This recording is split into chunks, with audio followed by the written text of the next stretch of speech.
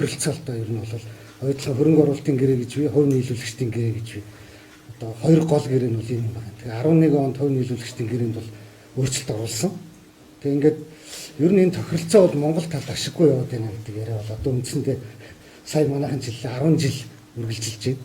Магадгүй гэрээ байгуулахаас өмнөх нөгөө тэмцэл энтрийг тооцвол одоо 15 жилч болж байна.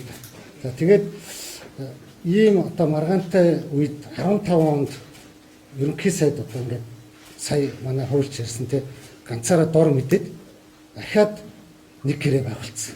За тэгээд тэр гэрээнээс хойш өнөөдөр 4 жил өнгөрч байна. 4 жил.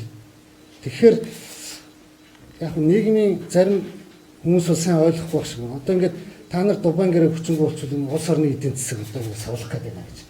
Тэгэхээр бид нар 4 жилийн өмнө буруу байсан юм дээр дахиад нэмээд буруу байгуулсан гэрээг одоо өөрчлөх гээд үндсэндээ 4 жил тэмцэж байгаа байхгүй.